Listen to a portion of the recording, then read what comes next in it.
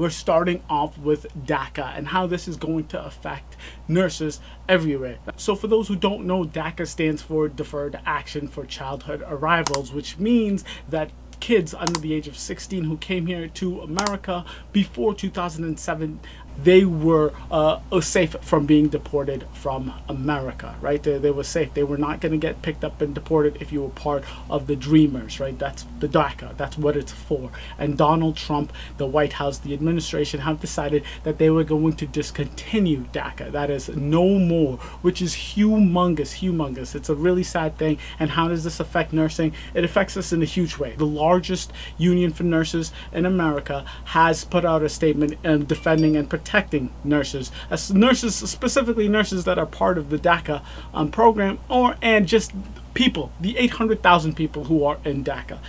They stated the young people who have been protected from being torn apart from their families and their communities by DACA should have the right to continue to contribute to our society. They continue by saying, at a time when the words and actions of this administration have encouraged white supremacists and others who foment racial hatred and division, targeting these law-abiding young people who work, study, and have become valuable members of our diverse nation, would send a dreadful message to our nation, which is so very, very true. So number one, we start out with him saying that the white supremacists, they need someone to defend them as well. This is coming from the president of the US of A. And then secondly, he puts out he then discontinues DACA, which basically, as I described to you, these are children that came to America without any choice. It wasn't their choice. It wasn't their decision. They didn't just get up, be under the age of 16 and say, you know what, today I'm going to illegally go across the border and come on over to America. No, that is obviously not the situation. These children came here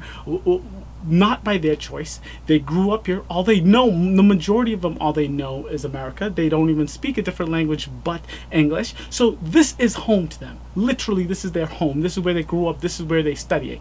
Understanding the fact that these students, these young adults, need to get their license to stay and not be deported. They need to get that license renewed every 2 years. And to get the license, to get that authorization, you need to, number one, have a high school diploma or being educated in high school to get that diploma, or and not have any criminal record.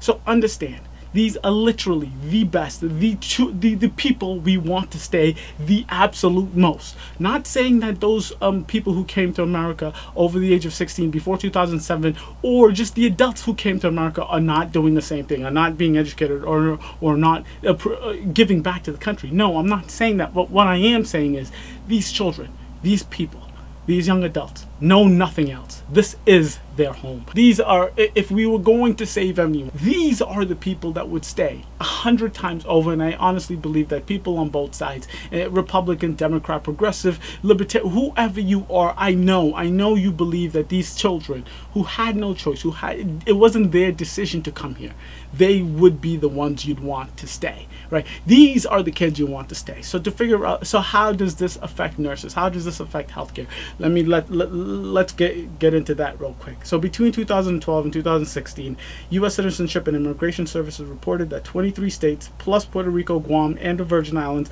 have approved 787,580 Dreamers into the program. Almost half of those Dreamers were from California and Texas. Additionally, a recent survey showed that the largest percentage of DACA participants, this is important, 21%, were employed in the educational and health services industries. There are countless stories of students who have been able to pursue their dreams of nursing because of this program, with significant nursing shortages predicted for states like California and Texas. Remember, those two are the states who had the most Dreamers participants.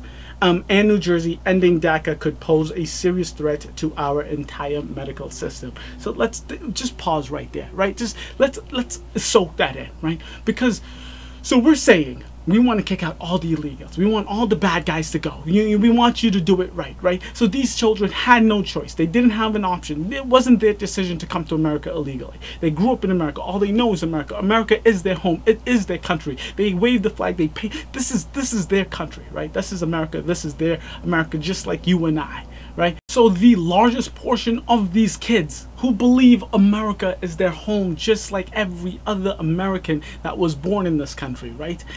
They believe it to the core of who they are.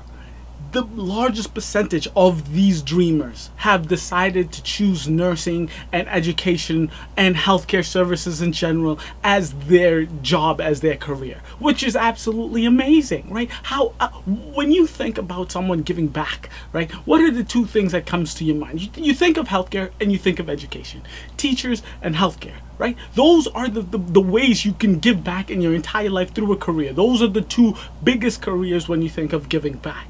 And the majority, the largest portion of the dreamers have decided to go into those two fields of career, right? Which is, I think, amazing. And these are the kids that the Trump administration has decided we need to get rid of. These are the young adults they said we need to get rid of. Right? Let's get rid of these guys. It's just, it's mind-blowing. It's mind-blowing. So I just did a little math just to get just a quick glimpse of what it would be like if we lost all these 800,000 dreamers, right? So the 21% of the dreamers that are in education and in healthcare, that would be 168. 168,000 people we would lose from education that are giving back in every way they can through education and healthcare. We would lose them right there. Cut it in half. That means 84,000 nurses, doctors, 84,000. These are healthcare providers. And you and I know, especially with the nurse shortage that is going on right this minute, especially in Texas with Hurricane Harvey that just hit. We need nurses more than ever. We need healthcare providers more than ever. These young adults, these people who are nurses, these people who are teachers, these people who are doctors, these people who are nurse assistants, they want to give back to the country that they love, that they believe, that they live, that they grew up in, and no choice of their own.